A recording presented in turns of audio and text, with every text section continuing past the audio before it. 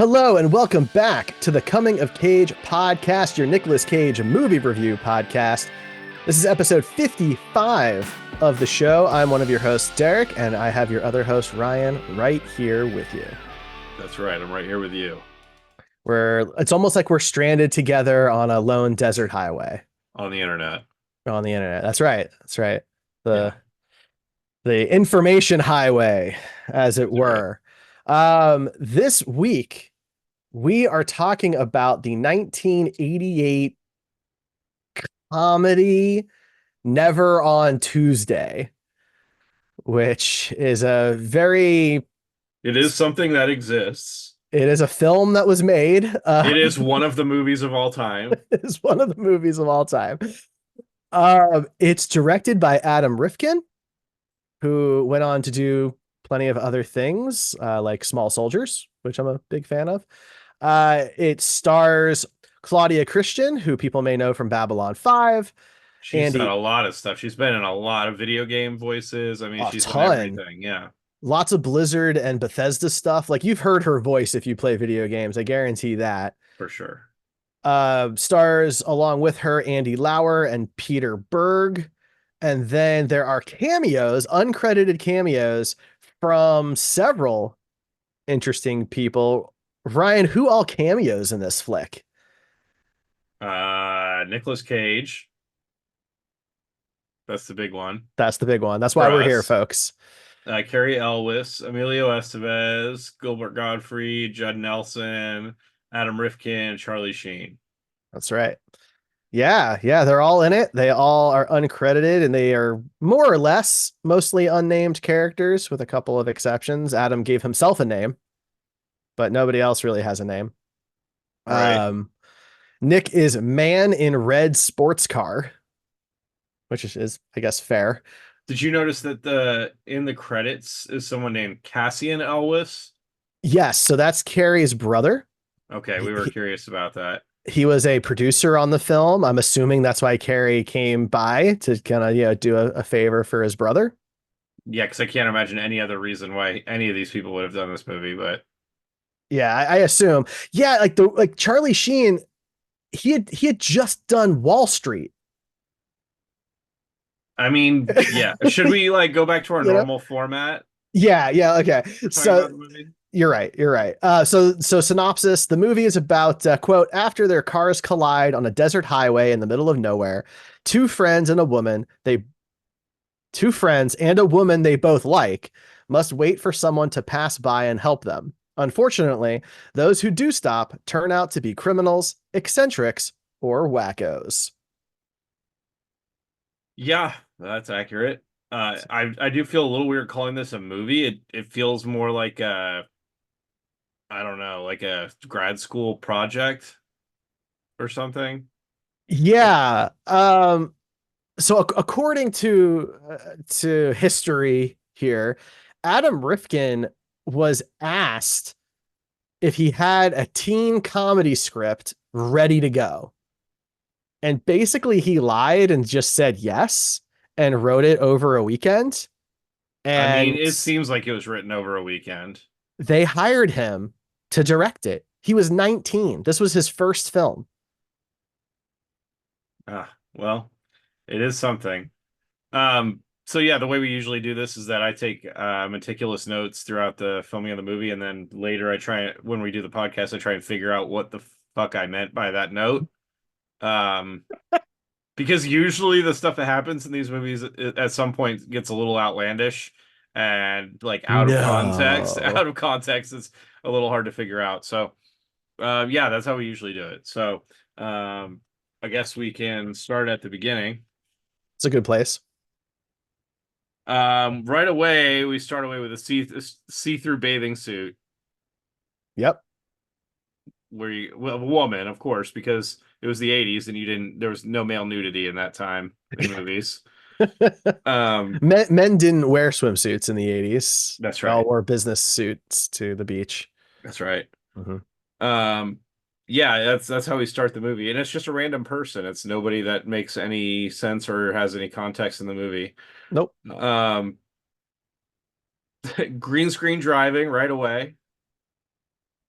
Was it? I guess I didn't notice that. I was too distracted I think it by. was. I don't know. Honestly, some of the driving and even some of the set pieces looked like green screen, but like I don't I know. I don't know that it was. It was just it was weird. It like I don't know if it was just the cameras that were being used or something made it look like it was a fake background.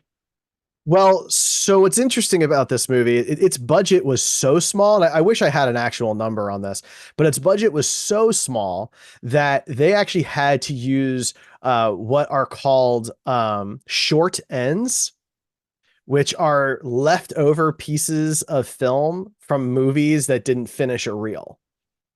So they're usually just like 1, 2, 3, 4 minutes in length. And you might use those for say like a costume test screening or makeup tests or something like that. Not usually for a film, but that's Right. what they use for the entire movie. The entire movie is cut together pieces of short ends. So you have varying degrees of quality because those are in varying degrees of condition. They came from different places at different times. And I mean, I wish I could tell you what kind of camera they used. I imagine not a very good one if that's the type of film they were using. Right. Um yeah, so it starts pretty much right away with these two guys on this road trip driving, heading to California for the babes that are going to have sex with them, Yep. which is apparently the most important thing in the world. I mean, to these guys. And they start fighting over each other's hair and messing each other's hair up, even though they're driving on the highway. Hmm. Hmm. And one of the guys knocks the other guy's glasses off. So you have your stereotypical nerdy kind of guy, and then you have your stereotypical like jock kind of guy, and they're best friends. That kind of a Right. situation, very tropey thing. Yes. Except it's a little weird because the nerdy guy is obviously not really a nerdy guy. He just like is trying to play a nerdy guy, and Was you that know distracting? a little bit because like at one point he takes his shirt off and he's actually like super jacked, and it's like okay, this is the nerdy guy, Well, yeah, I mean they did the classic put square black glasses on the right? nerd, Yeah, Eugene right? Levy glasses. Yeah, Exactly. Yes. And then automatically this is clearly a nerdy book guy because the buddy doesn't have glasses and he's got nice hair and right. And he's whatever. so smooth with the ladies and everything else. Yeah. But so yeah, they start messing with each other's hair and then wreck. They slam. They're driving like I don't even know what it was, some old muscle car, Yeah. and they slam into the side of this woman's Volkswagen Beetle at highway speeds. But somehow there's just slight damage to each vehicle. I Um, mean, my only thought there is like she tried to stop and they had been swerving so much that maybe he took his foot off the gas at some point. Maybe yeah, I don't know. That's all I got. So they wreck and they like slam it, and the cars are kind of stuck together. But somehow they spend the next 5 minutes arguing about what just happened in the car before anybody gets out, including the woman in the other car. They all just kind of sit in their cars Right. having an argument Hmm. for an extended. And this is something that happens a lot. There's a lot of these weird conversations while other people are just there. Hmm. It No, is a she, thing that yeah. happens in this movie. I don't She's know what she's doing during this scene. Well, they get out. They make it look like she's unconscious in the car, but then she's fine. She's totally fine. She's not even like banged up a little bit. Yeah, there's no bruises, no blood, no nothing. She's not disheveled in any way.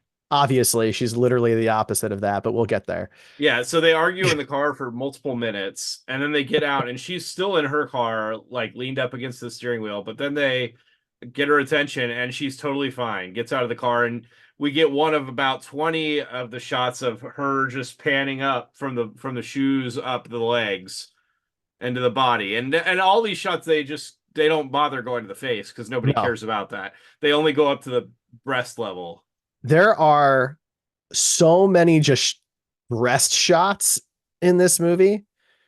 So many of her, of the other random women in the beginning Yeah, of the thing, the montage in the beginning. Like it's just constant. This movie has one thing on its mind.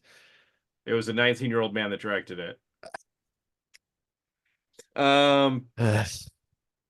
yeah, so when they see how hot this woman is, because both these guys instantly like turn into cavemen Hmm. as soon as they see her. And so she gets out to like inspect the damage of the cars, and the jock guy goes over and gets like his hair product out and starts fixing his hair So much because product she's gonna want to fuck him after he just immediately drove into her car. in the And these desert. cars are it's still in the middle of the road, in the middle of the highway, mind you.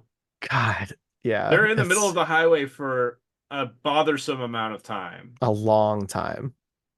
Yeah, and then she asks what happened after about 5 minutes of walking around the cars. And we get our very first, not definitely not the last bit of casual homophobia, casual discrimination of any kind, where the jock proclaims that they weren't doing anything gay Right. because that would be terrible. That would, yeah, And that he would. wants her to know they are straight dudes ready to bang. Hmm. Hmm.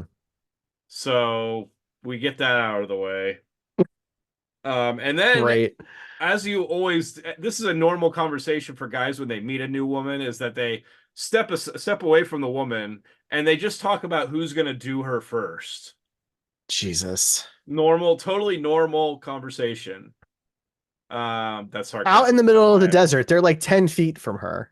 Right, yeah, but they're having a normal volume whisper conversation about who is going to bang this woman first She's already like sick and of why them, they've and so am earned I. that, and then Well, why they've earned that yeah, banging first. They Jesus. specifically like are going through reasons why they deserve to drop the first load. This is terrible. It's Yeah. it's disgusting. I mean, and there's a lot of that in this movie. I mean, it is the movie Yes, with a couple very minor exceptions. It is the movie. and there's a few moments where I was like, okay, this is actually going to flip. Like it's coming across like it's going to be this typical like 80s gross 80s like sex comedy that has no extra thought put into it, because the woman actually has a few lines where it made me think we were gonna get something different, and that they're just trying to set expectations one way Mm. and then to surprise us. We find out her name is Tuesday, Yeah. as one is named, So, I never guess. on Tuesday, whatever Right. that's supposed to I mean. don't really know in the context of this what that was title means, but yeah. And so I guess I don't know if I have notes on the specific things she said that thought maybe that it was gonna subvert our expectations, but when the jock guy is like acting macho about the cars and how he's gonna fix the car, and makes she knows about the engine on this. So on a Volkswagen Beetle, the engine is not in the front; it's in the back. On the old Volkswagen Beetles, Right. and Yeah. The um, originals. Yeah. so he acts like this macho guy how he's gonna fix her engine and goes and pops the hood, which is actually the trunk, and she makes a comment about it. And she makes a comment about like, ooh, a big strong man is gonna fix a woman's car because a woman can't fix her own car. And so she starts acting like what I would perceive to be a independent, strong woman. And this was in '88. So it would have been very progressive for the time. Yeah. I mean, initially, she is painted as a much more competent human being Yeah. compared to these two guys. And And I guess we should say their names, right? So her name you said was Tuesday. And then we have Matt is like the jock, and Eddie is the nerd. I won't remember that, so I'm just going to keep referring to them as the nerd and the jock. Okay. But yes, and there's a few things that she says like that that make me. Oh, and she is gay. I don't know if we found that out about this point, I don't think but that's come out yet, it because does come up a little that's later in the movie. after a scene that I really like thought was ridiculous. So Yes, yes, yes, yes, yes. Okay. Yeah, that reminds me of that. So yeah, but I can say at this point that she is gay, which is yeah, also kind of subverting expectations, because there wasn't a lot of like really, there wasn't really a lot of uh lesbian, portrayal. Yeah. portrayal. And if they were like a very stereotypical, probably offensive to a lot of people type of person. Or just And used as like a guy fantasy type of situation. right, right, Yeah. right. Which this was probably closer to that than anything else. but it Well, wasn't in the beginning. yeah, yeah. So yeah, we when we were talking about this movie and then when you talk with Cage fans that have watched this movie about it, you know that like it's his time in this movie is very short. It's much like Sunny or some of the other movies where he's in it for a couple of minutes. I mean, Um, he was in Acid Yellow was in Sunny more than yes, Man in but Red Sports Car, I'm but saying that it's just not a Nick Cage movie. It's no, a no. movie that he shows up in, does something ridiculous, and then he's gone. He has, I think, And 3 lines. I mean, I was not disappointed. So um, first of all, I was disappointed that he was so early in the movie because then that meant I had nothing else to look forward right. I to. mean, well, you knew there were other cameos. I mean, So yeah, that that's true. you got to look forward to that. At That's least true. that's how it worked for me. But yeah, so he shows up and he's in a red Ferrari, like a classic 80s Ferrari. I mean, it Yeah. wasn't classic at the time the movie Well, was no, made, right, right. but for now, it's like a really classic car that's probably worth a good amount of money Do you now. think it was his? Probably because they didn't have the budget to rent a Ferrari. Right? It That's was kind a of what I was legit thinking. Ferrari. It wasn't like a Fiero kit car or something. It looked good. Um, Yeah. but yeah, so you see this red Ferrari pull up, and then you see him get out, and he has a giant parrot beak prosthetic nose. I mean, Huge. way bigger than any normal human could have. This is or any human period. There's never been a nose that has existed that is this big. Yep. And I mean, I started to wonder at this point what we were supposed to take seriously in this movie and what we weren't.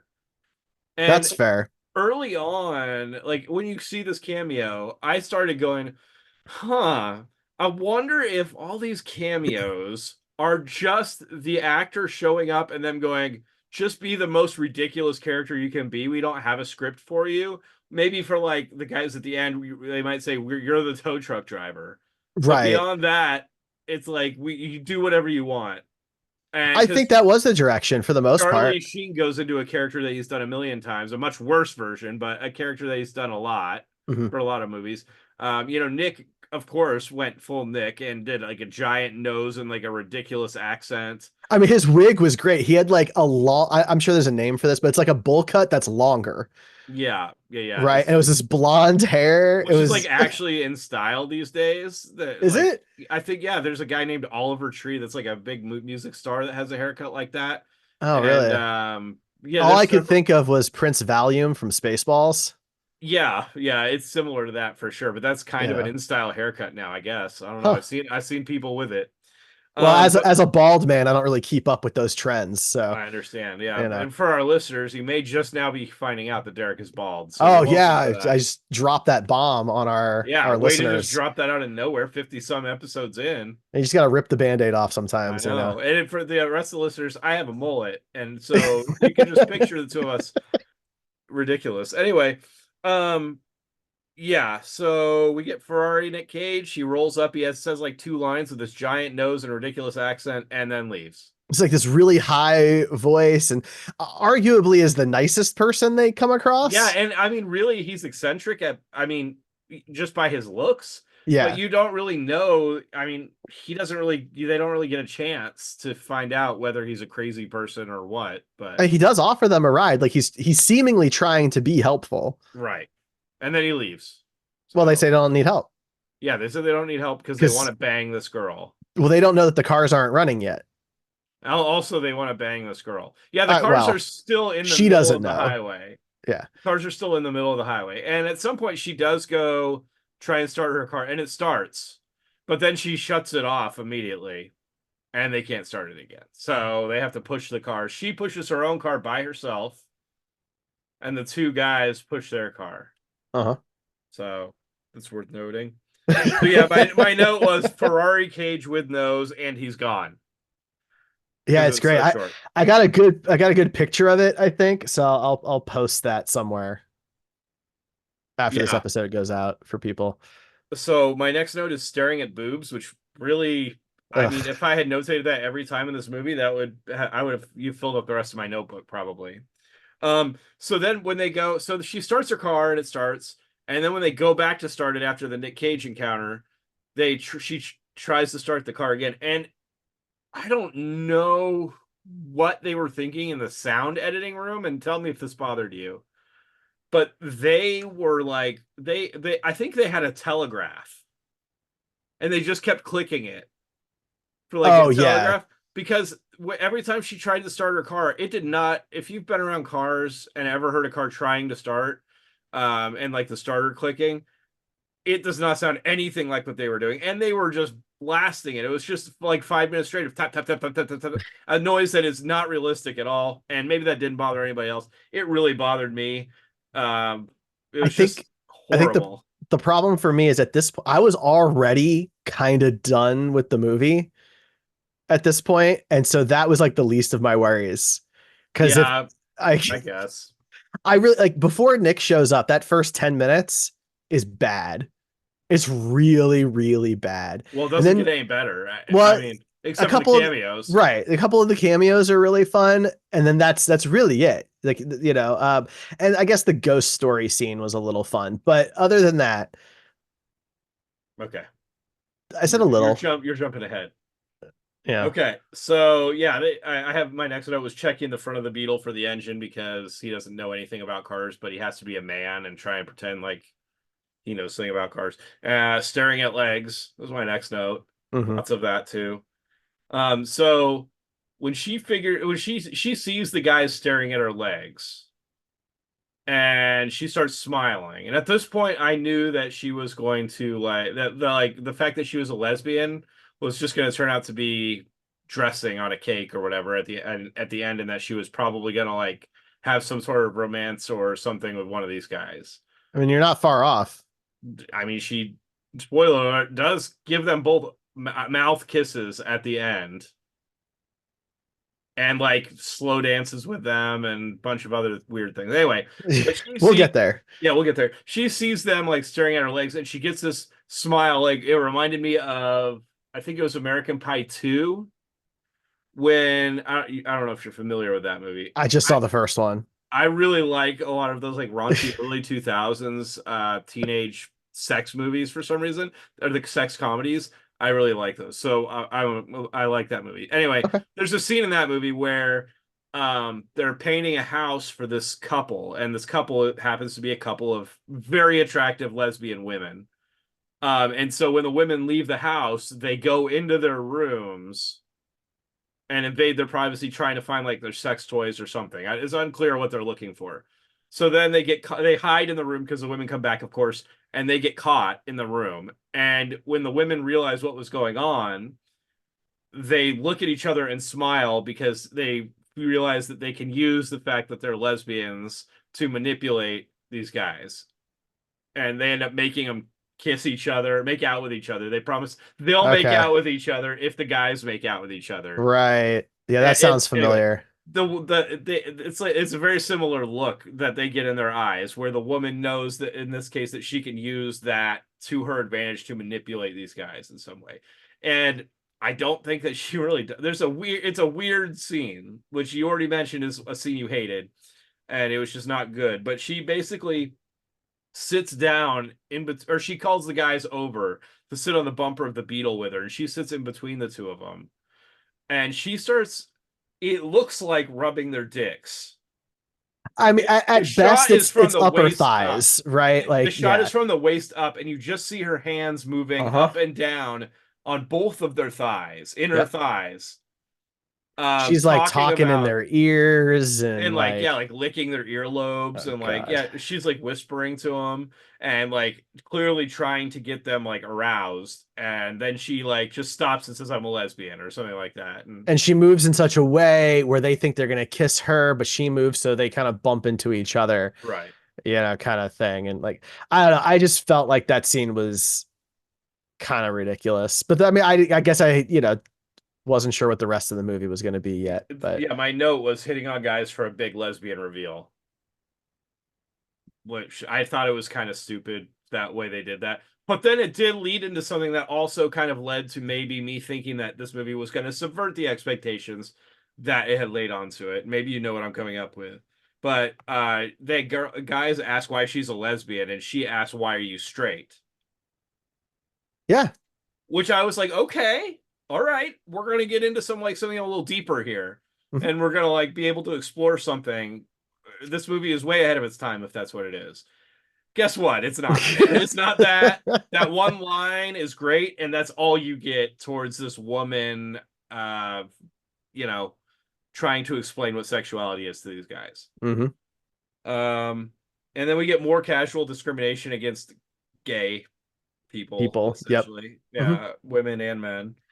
Well, because Um, like the jock guy Matt is convinced that either he can she's turn her bi straight. Yeah, or he could turn her straight, one of the two. right. That very Um, stereotypical thing that a lot of guys yeah, think they can do. Yeah. Yeah, it's a lot of that throughout this film.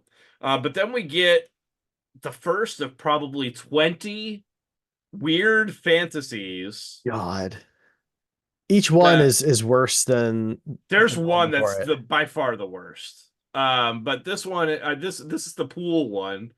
I think it's the jock guy and her where he's like suntanning on the side of the pool and she's like getting out of the pool all wet and then she mounts him and it's a lot of that A lot of throughout that. these fantasies. Yes. But yeah, basically it's weird because it just cuts from one scene. There's not like a, dream sequence thing where like the edges of the screen get cloudy. It's Right. literally just a cut into another scene where now they're at a pool and now she's bouncing up and down on top of him, you know. Hmm. So that's the first. Um We probably should have counted. Did you count how many dream sequences no, there but were? I think No. I did notate each of them, so Okay. we should be able to count All right. them. My next note is cheese sauce Jesus, which out of context is weird. And it was actually kind of weird in the movie. But because of one of the guy's like accents and the way he kind of like says things, his response to something somebody says is Jesus or like he says it, Jesus. yeah, like that. And it's the girl thinks he says cheese sauce. And so that's kind of a running gag throughout the movie. They The have a cheese little sauce in thing. joke now, the three of these strangers. Yeah. And so then we get Gilbert Gottfried showing up as the typical like if you've seen Gremlins, the inventor slash salesman, eccentric and salesman kind of person, and he's got the four-in-one brush that's a dog Yeah. brush and a toothbrush and a hairbrush and A a lint lint brush. brush, yeah. And it's motorized. And it's motorized, yeah, Yeah. and it's only $20 because it's normally 39.97, but now you can get it for $20. And of course, the nerd, because even though he's the smart one, he's also the gullible one. He buys it for $20. To be fair, we don't know that he's the smart one. We just know that he's the dorky one. Well, we know that in the context of 80s movies, and what the stereotypes are for that type of character, that he would be the smart one. Well, I think they were just going for dorky. I really think that's as far as they thought. But in the 80s, that's the smart guy. You have the jock and you have the nerd, and this jock is the idiot and the nerd is the smart guy. And I think they followed those tropes to an extent in But they this were movie both as well. idiots. Yes, Yay. they were both idiots. Anytime a woman is around, they both have 18 IQ, which is just enough to breathe. Um, so that was fun. He was eccentric, and they bought the thing from him, and he just drove away. I did like Okay. his briefcase that had like legs on it so it could like stand up like a table. Thought that was clever. Yeah, yeah. Um, so then we get our second fantasy, which is the weird wedding suite fantasy, Right. Yeah. where this apparently the nerdy guy's fantasy is to be carried by this woman because I think in every single one of these fantasies, he is carried by her. Well, she is significantly taller than he is. And like in the dancing scene, they make sure to like exaggerate that by like him having His head his, on her breasts, yeah. yeah. Yeah. So I think like they were kind of going that route that he's like, well, he's not the big, tough alpha male guy. He's the timid little, I guess, submissive guy or whatever. I don't I know. guess, yeah, but it's basically what you would expect for a wedding, for like a wedding, first night of marriage type of. Carrying over fantasy. the threshold. Except that she's carrying him, yeah. Right, yeah. Um, so then we get immediately their first night there, right? That nobody will give them a ride, so they decide they're gonna have to stay out that night. Well, they've A already eaten all woman the with food. yes. They already ate all their food. Well, no, I think there's still some left at this point. I I think that's think like the next night, okay, I thought all that was left was the windshield wiper water. maybe. I think that was the next day. Okay. But so this woman, this is what I would think would be like a terrifying situation for a woman to be Wouldn't be stranded in the positive. desert with two guys that are clearly like fully horned up over her, Total strangers, total strangers that she doesn't know at all. right? With Um, no phones, right? Because it's 1988. There's no cell phones.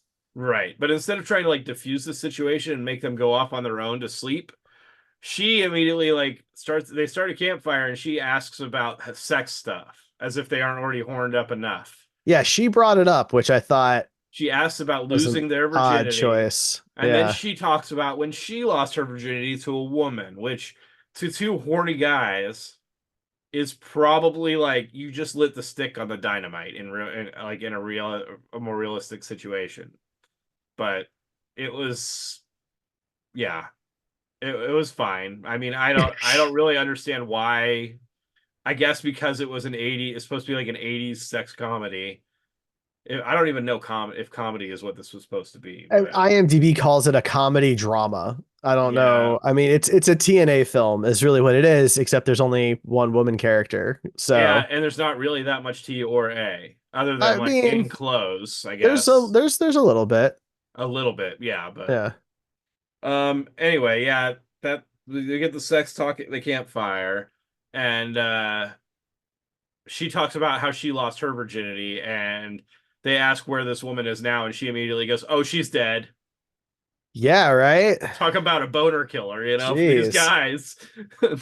They're all horned up and hearing about lesbian sex and then she immediately drops that bombshell on them. But that's okay, because then she's gonna ask for ghost stories. No, that's the next night, What? I Is that think. the same night? I don't think I so. think they're only out there one night. Oh no, that is no, there's some other stuff that happens in between that though. Okay. Um I think at some point they ask each other what animals they would want to be Oh, if they get reincarnated. Yeah, because if they were they got talking about reincarnated. reincarnation. Yeah, Yeah. and I did this line in quotes. I like to do that sometimes if there's a really well written, well crafted line. She says she wants to be a bug because, quote, I've always wanted to have an exoskeleton. She said that. Yeah, I remember that. Yeah. Yep. I don't know. I want to think that maybe this was a line that was more meaningful to the character that was basically saying like she wishes that she had a hard outer shell to protect her from like in an emotional sense. You know what Sure. I mean?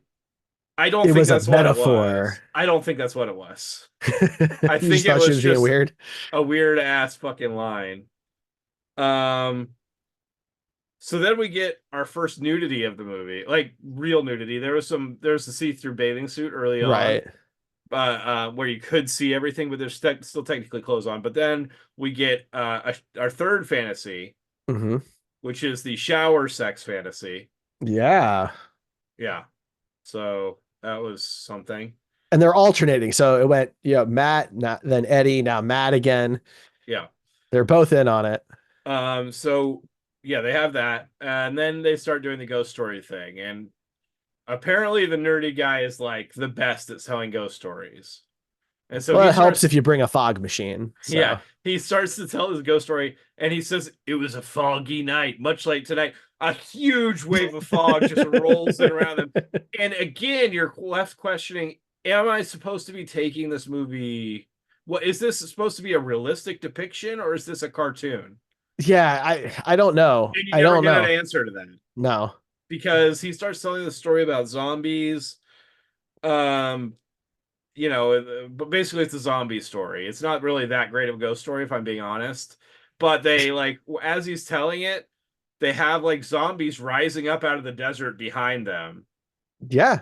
to the point where one walks over and grabs one of the two, and they turn around in fear, and there's no zombie Tuesday. there. Yeah, Tuesday, yeah. yeah, he goes to grab Tuesday, and what Matt has actually put his arm around her to scare her on purpose, kind of thing. But yeah, there's four people credited as zombies in this, and for a movie that had such a tight budget, I feel like maybe that was squandering some of it Maybe.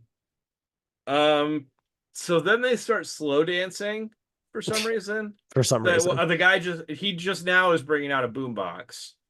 They didn't need music at any point other than right now. And so yes, she's slow dancing with him, and it's not like, you leave room for Jesus between you, like they do it. This is not Like, middle school. yeah, this is not middle school. I mean, she is huddled against Uh-huh. they are full on relationship rubbing up and down each other, and her arms are moving up and down their bodies. Yeah, I mean, it's all very confusing, right? Like, does she find them repulsive, endearing, attractive? I don't know at this point. Yeah, she's legitimately like feeling them up. Yes. So it's of course she did potentially jerk them off earlier in I the don't know. movie. I think it was upper thigh. I do, but it's cut in such a way that you can't tell. Yeah, it looks like she's masturbating them I mean, I manually. think that's You what you're know, supposed to yeah. think it looks like. Yeah. Um, so then we get the second worst fantasy. What do you think? Which one? Well, no, I'm not going to say because I don't want to spoil the surprise of the worst fantasy. I mean, I guess it depends how you're defining worst, but I mean, I know which one I think is worst. Yeah. Okay. Well, this So, is the dinner party one. okay. So this is the most ridiculous one. Yeah. I think it's Yeah. the second worst one. I think Um, that's fair. This one's the most like comedical. yeah. Comedic, I think would just be the word. Sure. Let's But go with that. Take yeah. two. We'll edit that out later. Cut that. Anyway, yeah. So, this was the nerdy guy, right? That was, Yes. yeah. Okay, so it Well, was him, they're both in the fantasy. right? It's Yeah. disgusting. It's just So yeah, the nerdy guy has Tuesday as his significant other at this dinner party, and there's other guys, including Jock Guy, but they mhm. all have what the movie wants you to say are hideous women or not attractive, less attractive than Tuesday. They're all traditionally unattractive women.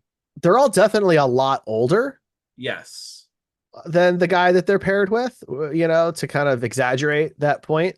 Yeah. And Eddie's I don't like being saying anybody's unattractive, but that's no, what, as a that's what it's movie trying to viewer, do. yeah. Yeah. And it's ridiculous. And Eddie is very insulting the entire time. I can't remember the exact way he's phrasing it, but something about like how they've just picked ugly wives or something like that, and it just keeps panning to these three guys. The other two guys, we don't know who they are. They're just two other people Right. with There's right no context. none. We don't know the three other women. Yeah. So after he insults all their dates, Tuesday insists that they show them how in love they are and how crazy they are. And they proceed to bone each other on the table with all the food, eating chicken, or not chicken, turkey, in a way that is disgusting, Insane. insane, unrealistic. I mean, like I think at one point she's like literally on top riding him, and she's like eating a giant piece of turkey, and like pieces are falling off onto him, and like the juices are falling everywhere. And I think it's flipped, but it yeah. might be flipped. Yeah. Yeah. Either way, disgusting. Like, not, It was I like a mean, Family Guy cutaway. yeah, I don't know how even he would have this. Like, I'm not trying to kink shame anybody, but it is a weird fantasy to have It's in very odd. general. And it's also just very like mean and insulting to other people And that also, just like in 1988, this, like, people are a lot more open to sexual fantasy probably now than they were then. This was a very weird thing to put to film. I think the other ones, other than the worst one that we haven't gotten to yet, um, other than that one, were at least somewhat based in a reality that most people could relate to. A shower, a pool, a right. wedding night. Well, and like, look, if having sex on a table in front of other people is your thing, that's not the most ridiculous part of No, but this eating fantasy. the giant So, turkey, yeah, that right. the And way like just they, how insulting it is to these other people, right? Like yeah, it's unnecessarily mean to people we don't know, right, right? That we haven't been introduced to. It's a very like cruel and strange scene. right. It's very uncomfortable. It was a weird one. Yeah. So then we come back to the real world as they do, and the nerdy guy has a full-on breakdown. Mental breakdown. He starts yelling, he starts freaking out, he walks away, and then he comes back, He runs. runs We full it's speed, a fixed camera. We watch this dude run 30, 40 yards, and then tripping run back. once, and then he runs back and he's like all over the place because I guess he's supposed to be having, he's dehydrated and things like that, but Right. totally And they do ridiculous. talk about how the only thing they have left is washer water, which is not a term I've ever heard that stuff called. It's usually called washer fluid because it's not water and you should not drink it. It's full of chemicals. Well, so then this will show some of my ignorance here. Back in the 80s, did some people just use water because I they think couldn't? even today, some people still use water. Um, I, I mean, it doesn't hurt anything. It just doesn't actually help much either. Right? There's no detergents in it or anything like that. So, you're not really cleaning your windshield. I mean, let's just face it, windshield washer fluid is cheap. You can get a gallon of it for like $3 out at any store. So if you're using water, like, come on. But yeah, Yeah, they I don't. specifically call it washer water And they drink it. and they drink it. Which if it's So, washer fluid, then they all died on day two. or they're And very sick. Yeah, one of the two. I don't really know what the ramifications of that would be, but I can't imagine it's good. I I can't imagine don't it know, would help your man. dehydration. I gotta think if you drink that in the middle of the desert, you're dead. Probably. I gotta think that. Then we move on to what I consider to be the worst, like for many reasons, fantasy. I don't know how they were allowed to shoot it And and we're release about to it. get into that. So basically, the camera pans out into the desert, and there's a bed in the middle of the desert. And we see the jock guy and wait, this one is the jock guy and the girl, right? Well, no. So Eddie gets two back to back. Okay, so this is the Be nerdy guy being carried again yes, by Tuesday because he's to the passed bed. out.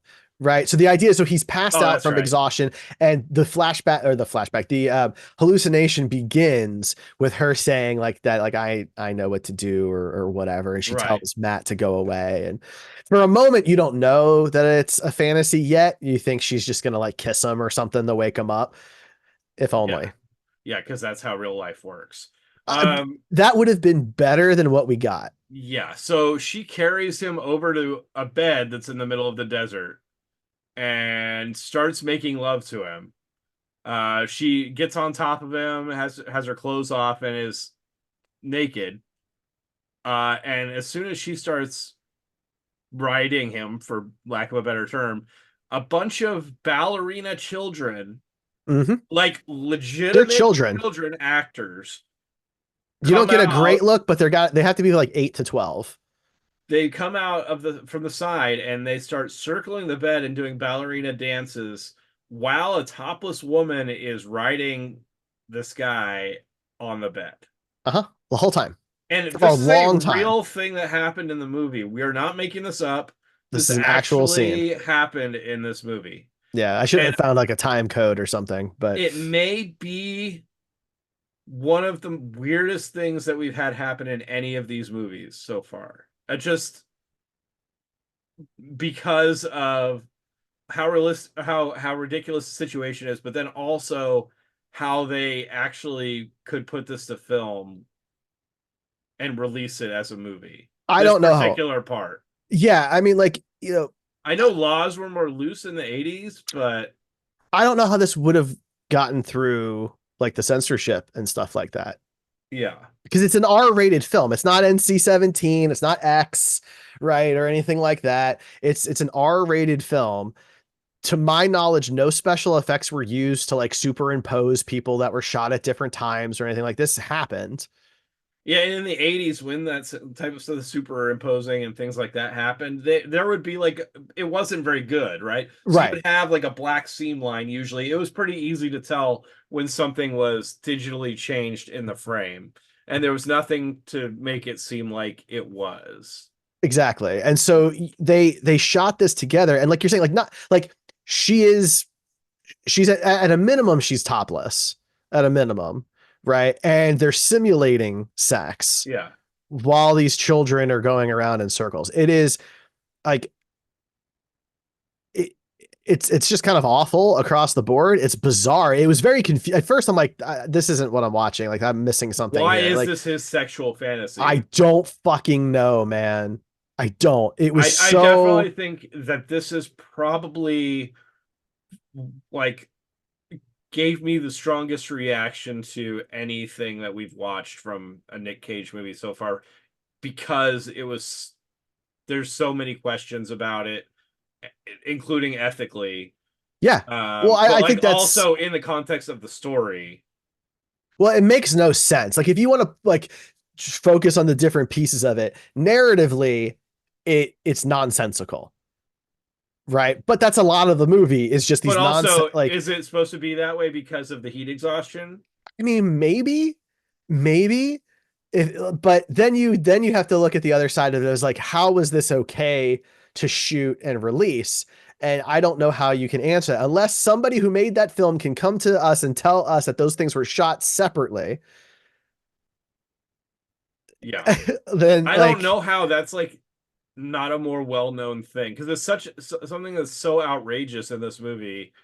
I think it's because the movie's not available. The owner of the film went under before it was released on DVD. So like it was Paramount released it on VHS a year after it came out. So in 1989, it was gonna go out on DVD, but City Light Entertainment went out of business.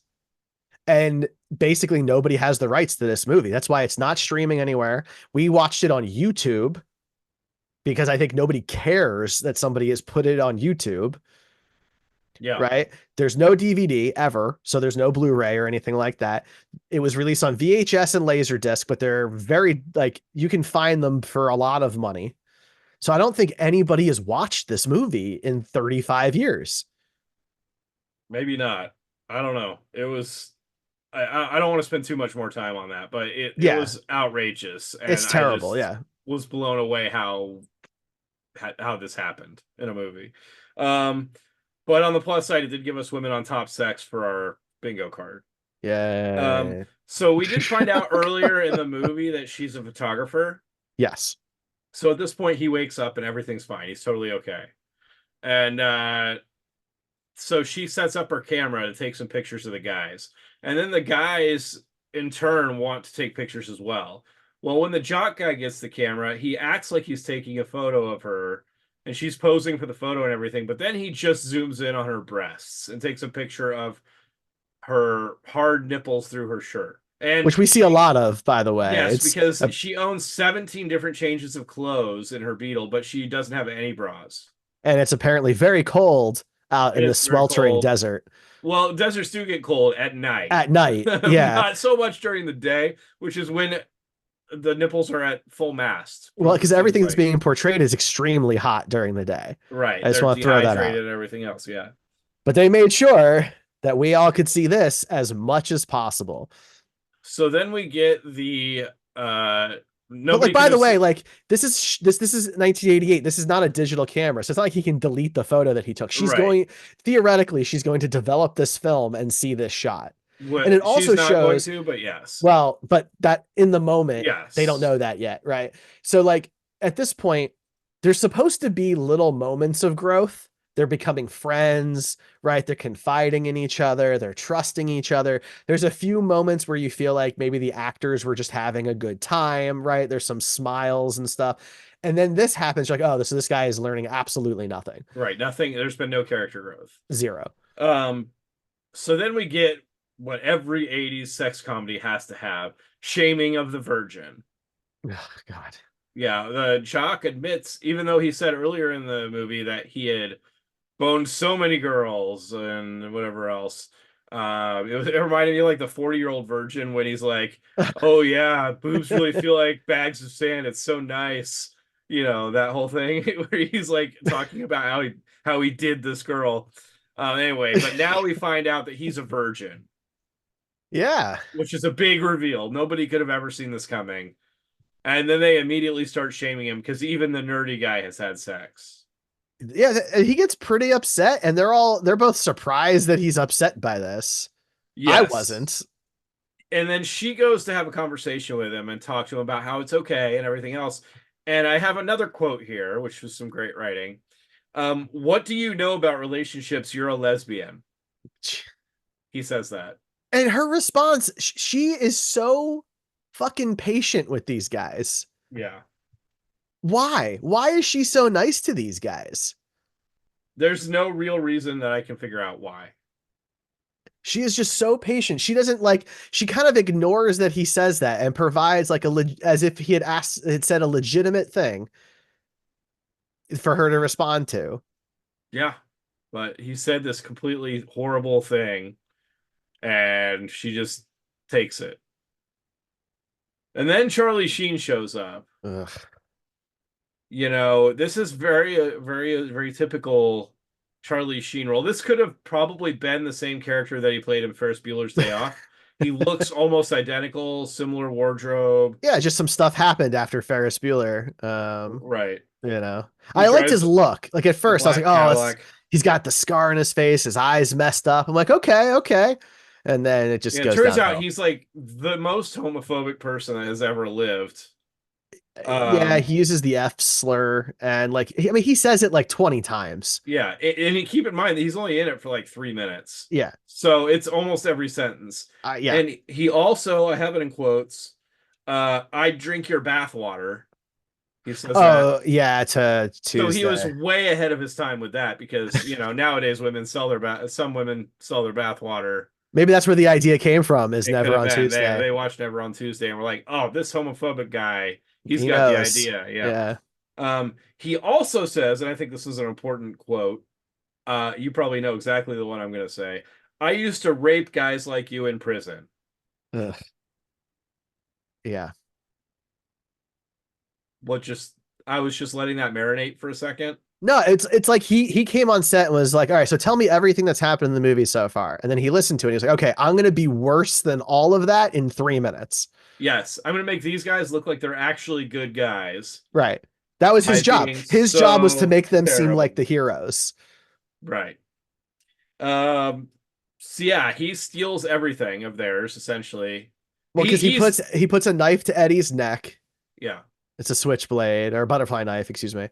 And yeah, then they're just rummaging through their car, showing him every single freaking item that they have in their cars And and their whether or not he wallets wants and it. everything else. Yeah. And they just throw it all into his Cadillac and he drives away.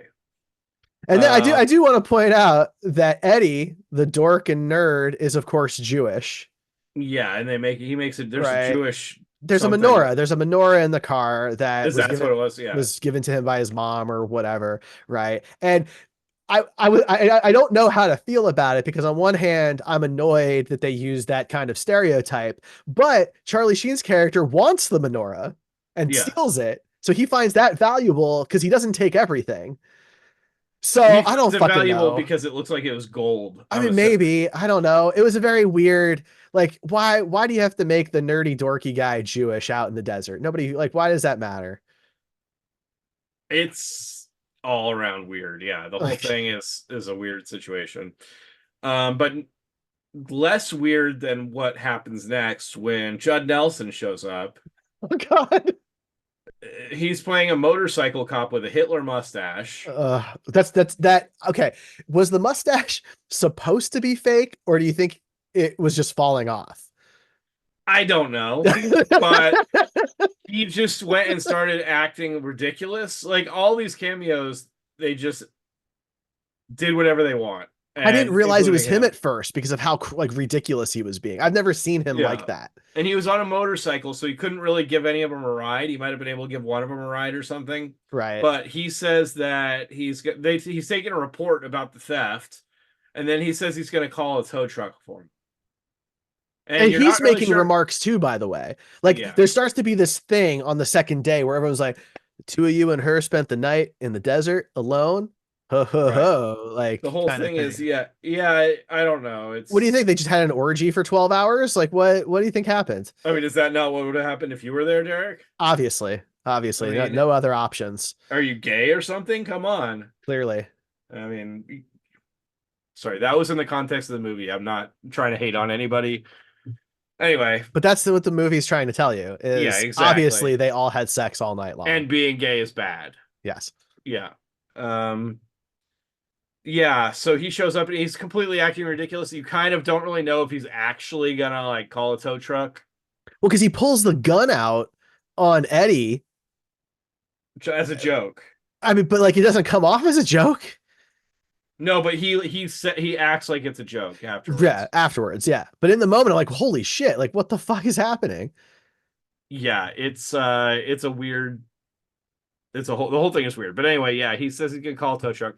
So he leaves. Um then we get the while he's there, we get the Pepsi advertisement because he's apparently got a cooler attached to the side of his motorcycle and throws Tuesday a Pepsi. Yeah. Maybe that was where the budget for the film came from. They maybe, they maybe. they put one Pepsi in it and they got enough to make the movie. Uh, So then we get another fantasy. I don't know. Is that six? Is this number six? I guess I stopped counting. The car Yes, this sex is number fantasy. 6. This is number 6. Yeah, then we get a car sex fantasy on top of her busted ass Beetle. I think it was on top of her Beetle. I can't remember. It was on one of the cars, but yeah. I'm So, drawing a blank on this one. I think I was just so done at but this once point. again, it was kind of a normal-ish fantasy, like the ones early on. Yeah. You know what I mean? This wasn't. They didn't steadily get more and more outrageous. They got. No, They it did. peaked. They did. They peaked, but then they went back to like a normal kind of sexual fantasy. So that was weird. But then the tow truck drivers show up. Yeah. And it may have been Cary Elwes's best role ever. Oh my God, come on. Because my girlfriend, who I watch all these movies with, she could not stop laughing because of how great he was playing this tow truck driver. And to an extent, I didn't laugh as much as she did, but I did think it was fucking hilarious. Oh He's yeah. just a delight. Yes. And it's a like in the rest of this godforsaken movie, him and Nick Cage and some of the other cameos were like the shining beacons in a movie that was otherwise just a garbage heap. So it's Cary and Emilio Estevez are both tow truck drivers, and they're both playing like hick drunk tow truck drivers. Yeah, and Emilio's got a kick me sign on his back. I don't know if Cary put it there or not. yeah, and Emilio also is hitting on Tuesday. Um, Uh-huh. so that's great. But before they separate, because the two guys get into a tow truck with their car heading towards California, and she gets into the other tow truck with Emilio Estevez to drive to New York or wherever she was going. New York, yeah. Um, she gives the boys each a very romantic kiss, full on passionate kiss. Oh yeah, they all seem very upset that they're parting ways. Yeah, only to never speak to each other again. I'm assuming after this movie ended. Well, that's the thing. So there's lines where like so her when Charlie Sheen steals everything, he steals her camera. And she Right, makes a comment about how like, well, what's the point of going to New York if I don't have a camera? Right? And Eddie's got some money he hid in his shoe. He splits it up between the three of them. So she says, I'll get you back. How? They're going to California, a place they have no, they don't know anybody. They don't have anywhere to live. right. She's, I guess, going to New York, maybe somewhere, but that information was never really exchanged. They're so distraught and so sad that they're leaving each other. They've known each other for 48 hours, maybe, but they're going to miss each other forever. And that's just the end of the movie. That's it. Yeah. Well, yeah. I mean, I did have for my next note, Cary Elwes best performance ever, and then yeah, the next note was and it's over. So I really expected them just to go together somewhere. I don't, I don't know. I didn't really care at that point. I just wanted it to be done. I mean, that's fair. I mean, I did not. I did not like this movie. So I do want to say that I think that the concept of what the movie was an interesting concept that I don't think I've seen something similar to that. I think that like the general plot of uh two people run into each other in the desert and they can't go anywhere because it's pre-cell phones, and so they have to try and find their way out of the desert and become friends during that time or whatever. I think that that kind of a concept, there's some legs to that. Like you Absolutely. could absolutely, I know Derek, you're into making some short films. You're going to be very famous for that very soon. Obviously. And that, there would be a great idea in there for you. I think that you could do something really interesting with an idea like that. I wanted this movie to be that, and I kept getting disappointed because I felt like there really was something underneath it all that was a potentially interesting, not as a teen sex comedy or teen sex movie. Well, then you have these cameos that are mostly good actors, Yeah. right? And they do add to the movie. I They mean, do. they break up a lot of the weird sex stuff. They're the better parts of the movie, Yeah. right? If you're going to rank anything. Yeah, I think you're right that the general premise is a good premise and the writing is just terrible. Yeah. I can put budget aside, right? I can respect not having money to produce something. The first Evil Dead is one of my all-time favorite movies. They had like $5,000 to make the thing. Like I get it, right? But the like this movie is terrible. Yeah. Well, no, we've been doing this on the last few, and so I'm going to hit it up. There's not a lot of reviews out there for this movie. Um, this one is from Stephanatus323. It doesn't have a rating, but this is from 2002. Okay. I am surprised not a lot of people have seen this. It is a great movie. Peter Berg's earliest role. He is great in it, and it is a great, funny movie. Some great moments that really stick in your memory. I saw this a few years ago. One of my favorite parts are the delusion parts. So that's Well, somebody that I would never trust their opinion on any movie ever. There's one that's a 3 out of 10. I came across this movie seeing that Nicolas Cage has made a cameo. I decided to watch it since it was on Netflix. no, this was 11 years ago. It was on Netflix. Yeah. Oh, excuse This me. movie is one of the most boring movies I have ever watched. The characters are all goofy and unrealistic, including the police and tow truck drivers, and it isn't in a good goofy kind of way, just pathetic and bothersome to watch. The storyline is predictable, the characters are dull, bad acting, bad writing, and everything along with it. The low budget makes this even worse. Keep away from this movie unless you want to come for the cameo appearances, Nicolas Cage and Charlie Sheen. Generously give a 2 out of 10 because of the cameos, but then they gave it a 3 out of 10. So I don't know. One of those is a mistake, yeah. And Yeah, they say it's on Netflix. For all I know, it was on Netflix in another country, could have been, yeah. but in the US it's not available anymore. Here's one from Al White from 2000. This movie doesn't feature many Rifkin signatures. You won't see many of the classic shots so prominent in Invisible Maniac or Detroit Rock City, but there are a couple fantasy sequences that are definite Rifkin shots. Beyond the Adam Rifkin appeal, the movie wasn't that bad. In fact, the main detraction is the cameos. There are three main ones, and they are so obviously written in just to have a cameo that it ruins the flow of the movie. Charlie Sheen's is great. Nicolas Cage is okay, though his appearance is worth the price of the movie. The whole feel of the movie has that 80s sexuality to it. The would-be sexual adventurers discovering the true meaning of relationships. It looks good considering there's only one location in the whole film, and the soundtrack is not bad. It's an enjoyable bit of 80s cinema that's great for watching while you dust your room or something. Those are all on IMDb. There's a few on Amazon. There's a 1-star that says, I would love to write a more comprehensive review, but I slept through the first 30 minutes only to wake up to the worst film I have ever not seen. That's a good one. I like There's that. a 3-star review that says it was great. That's confusing. Yeah, extremely. There's another 3-star film. I purchased this film because I discovered that it was filmed in Borrego Springs, California, while visiting the local museum just down the road from a home I used when visiting vacationing in the area. I also noted that it features a young Nicolas Cage in one of his earliest roles. Not really. Yeah. In other words, I was curious, and I was pleasantly surprised. The film is entertaining and showcases a small slice of the beautiful desert too. So those are about the most interesting reviews out there for it. Yeah. So I think at this point we need to rate it ourselves. Yeah. And look, this is not one of his earliest films. I just want to throw out real quick that he had already done Moonstruck and Raising Arizona. when he did Right. this. Just want to Yeah, throw that so he out was there. not a small actor at this point. Right, exactly. Yeah, we gotta rate it. God damn, we have to rate it. Yeah, exactly. Is it worse than Zondali? um, so here's the thing. I feel like the answer to that is yes. I do Wow. feel like the answer is yes. And that's because Zondali, while I really dislike it, and I really, It really was do, a movie that made sense at the very least. there's Like a there's a coherent plot. plot. Yeah. And I feel like they were at least trying to say something, even if I don't think that they succeeded. Right. Um, and it is, all adults doing adult things, which I There's no can't believe I children have to involved. say is a qualifying factor now. Yeah. So, I, yeah, I've become nervous using the extremes because we've talked about this before about how, Yeah. the ones in the 20s are tough because there's Right. always going to be there's a potential for something to be worse or better.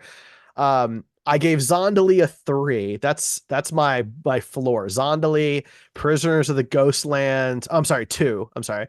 You gave it a 3. Yeah. Prisoners of the Ghostland, I gave a 2 as well.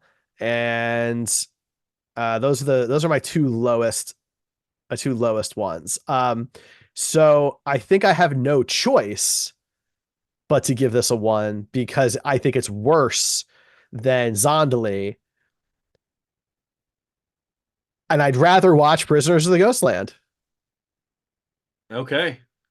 Okay, so tell me what I rated Zondali and Prisoners of Ghostland. You gave them both a 3. I gave them a 2. I would put this on the same level as those, even though because Prisoners of the Ghostland also didn't really have a comprehensible plot.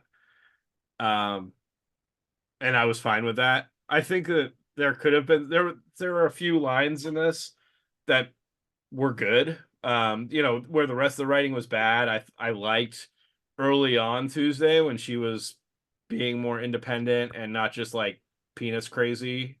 But it The goes penis away crazy almost lesbian. immediately. It does, but there was a tiny sliver of time where I was like, this is gonna be good.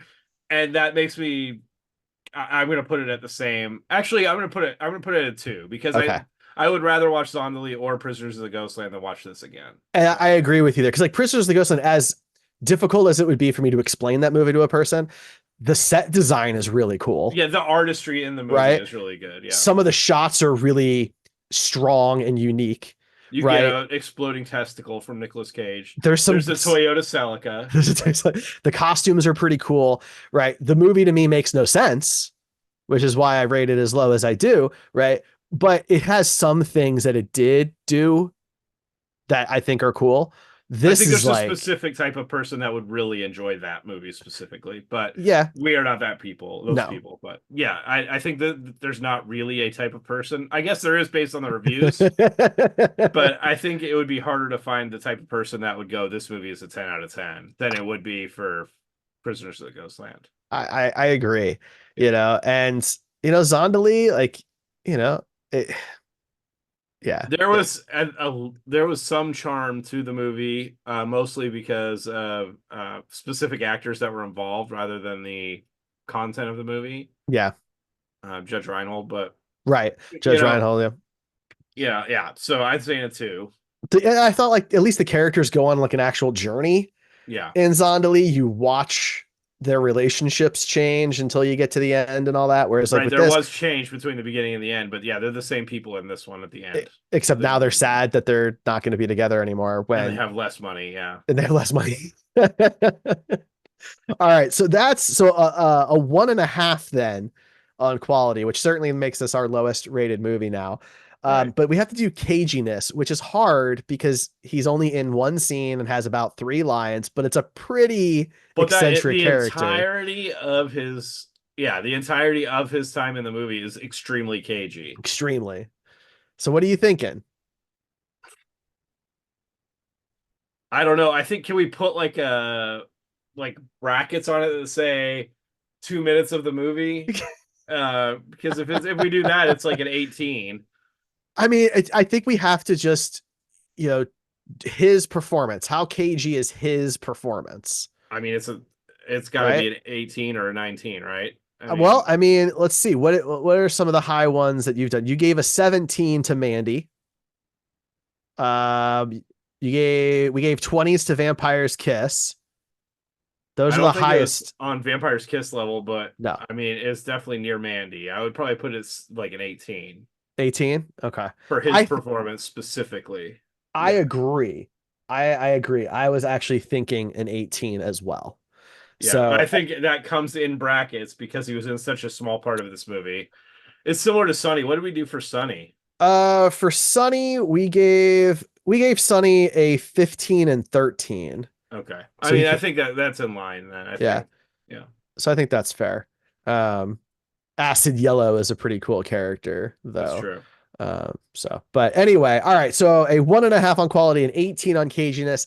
If you want to watch Never on Tuesday, at least for the United States, it seems to only be available on YouTube. It's not even available to purchase on Amazon.